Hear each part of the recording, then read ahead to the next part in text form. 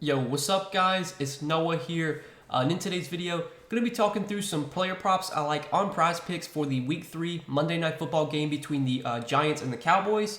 Week 3 does close out on Monday night with a kind of a divisional matchup between, I would say, two kind of not great teams. This game doesn't have a super high total. It's kind of another gross primetime game. It's going to be probably a fairly low scoring game. I believe we do have another total under 40. I think the only other total under 40 for the week 3 slate was the Steelers and Browns game last Thursday night.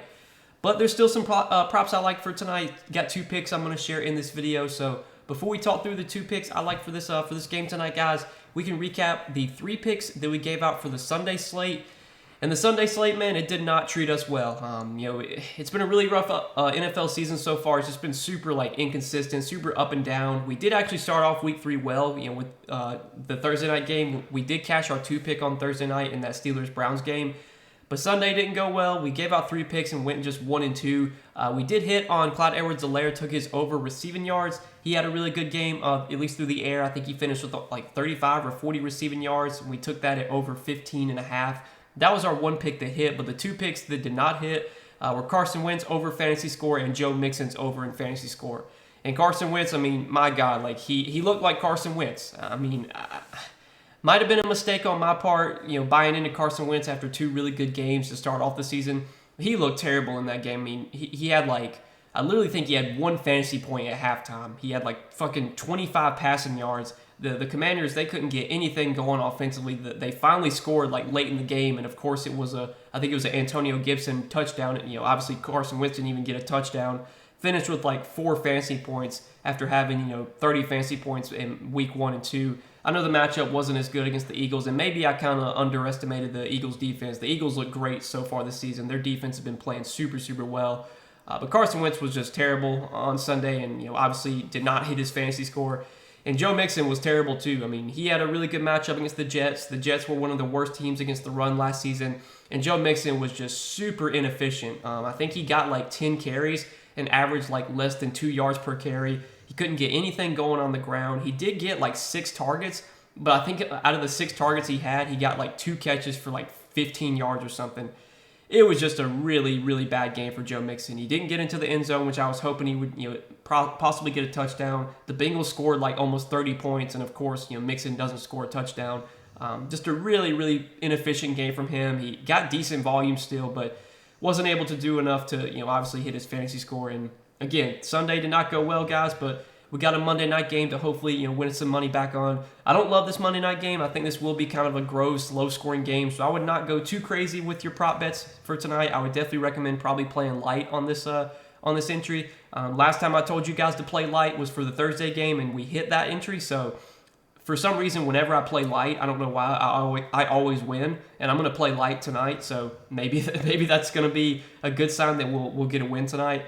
But we'll talk through the 2 picks I like for this game. Just real quick, guys, hit that like button if you have not yet. Hit that subscribe button as well if you are new here. I'm going to be uploading Prizepicks videos all NFL season, and I know we've not been doing very well so far this season, but we're going to turn it around at some point. Just got to keep trusting the process. Always feel good about the picks I give out to you guys, and I'm always putting my own money behind these picks.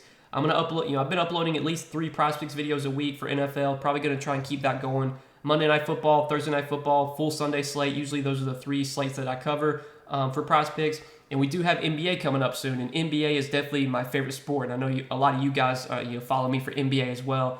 NBA regular season starts in, I believe, about 3 weeks. So going to be uploading Prizepicks videos for NBA too. You guys are definitely going to want to be subscribed, so that way you never miss out on any new videos.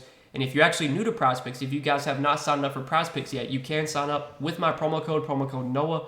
Prizepicks will match your first deposit up to $100 when you do sign up with my promo code. And Prizepicks, obviously they're a player prop based DFS site, so it is really simple. You're just taking the over or the under. You're taking more or less on a player's projection. They have a lot of projections they already have posted for Monday night's game. They have projections for other sports as well. Prizepicks does offer a ton of other sports outside of just NFL, college football, MLB, soccer, CS:GO. Obviously they'll have NBA coming up soon. And you can mix and match sports on Prizepicks. You can make multi-sport entries. So, it's a little bit different than your traditional sports book. You guys should definitely be playing on Prizepicks. Give them a try. Make sure to sign up with code NOAH, so that way you get that deposit bonus when you do sign up. But let's talk through the 2 picks I like for Monday night, guys. We're going to start off in the fantasy score category. I got a fantasy score prop that I'm liking for today, and then I have a reception prop. And for fantasy score, we're going to go down to Sterling Shepard. And I like Sterling Shepard here to have more than 10 fantasy points. And man, it doesn't feel great betting on any Giants wide receivers right now just because of how bad their passing offenses looked. Daniel Jones has thrown for less than 200 yards in both their games so far this season. The Giants have really struggled to kind of get the ball moving down the field, to really generate a ton of offense through the air. But I think this is definitely a spot where we could see a lot of volume for Sterling Shepard, and volume is kind of what I like to bank on for wide receivers.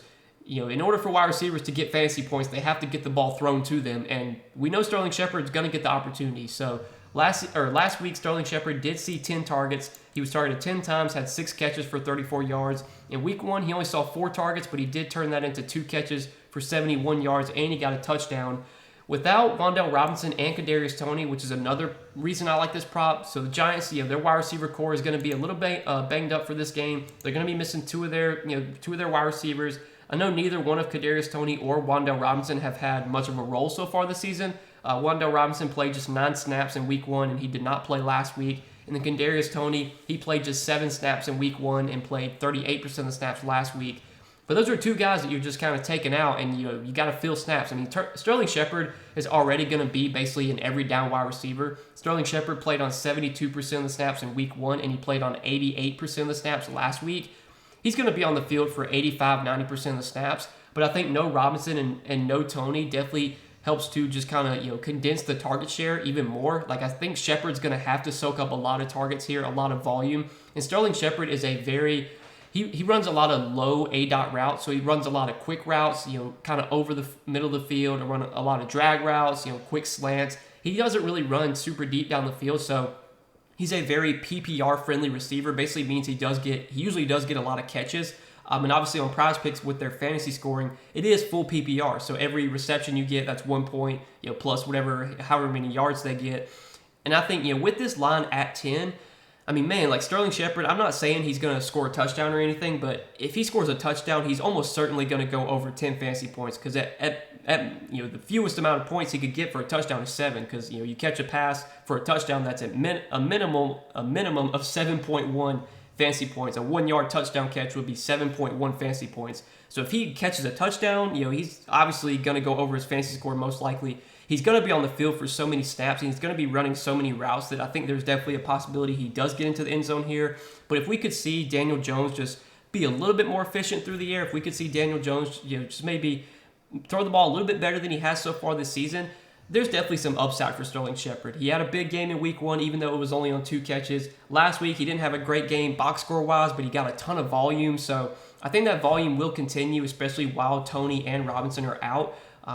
And at 10 fantasy score, I think Shepard, he could get, 5 catches for 50 yards. I mean, that's 10 fantasy points. And, 6 catches for 55 yards or something like that. If he gets into the end zone, he's almost certainly going to hit his fantasy score. So usually I like to take fantasy score. You could look at some of his other props too. Like his receiving yards is set at 40.5. I kind of like taking that over too. His receptions are set at 4. You could take that one, I guess, but fantasy score just kind of factors in everything: yards, receptions, and possibility for a touchdown. You just have a lot more outs with fantasy score, so that's why I'm going to be playing fantasy score. I like this one as our first play for today is Sterling Shepard to have 10 fantasy points or more. And then the prop to pair with that I like on the Cowboys side is going to be CeeDee Lamb to have more than 4.5 receptions.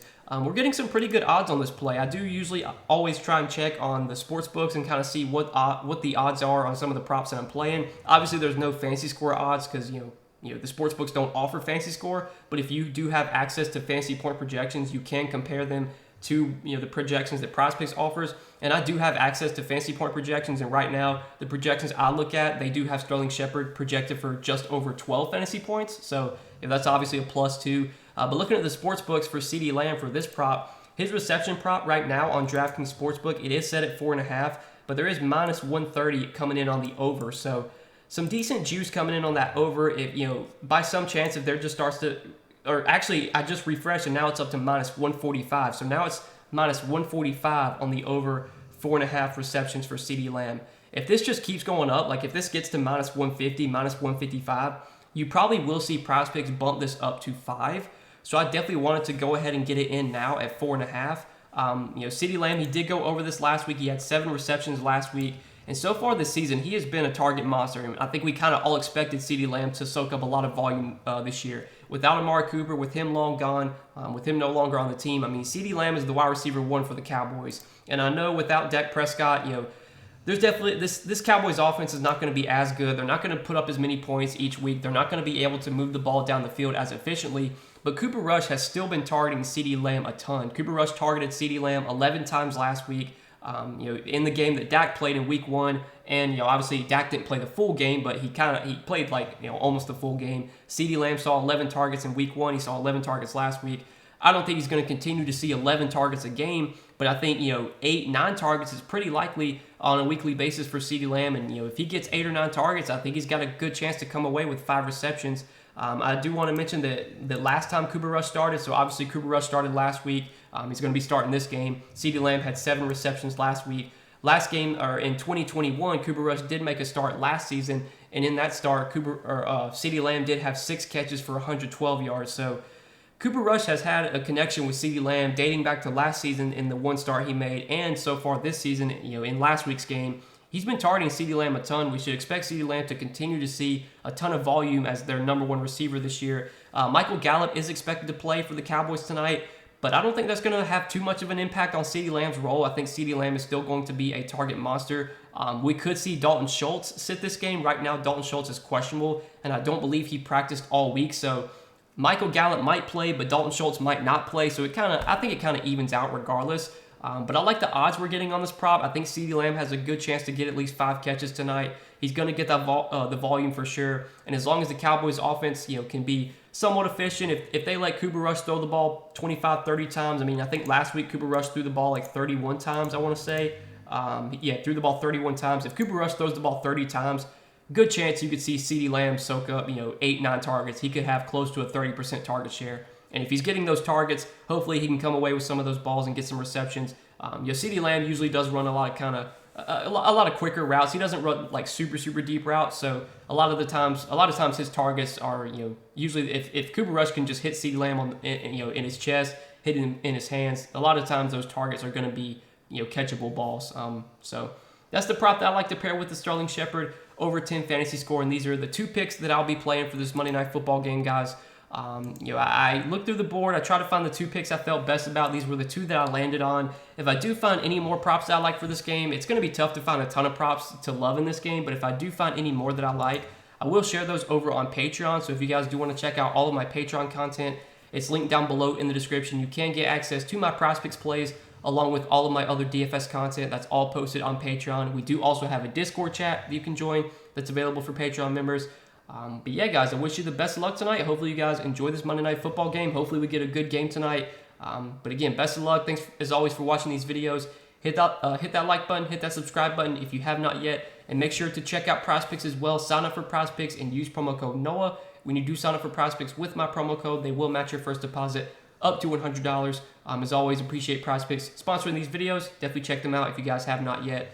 But good luck tonight, guys. Thanks for watching the video. As always, we'll see you guys in the next one. Peace.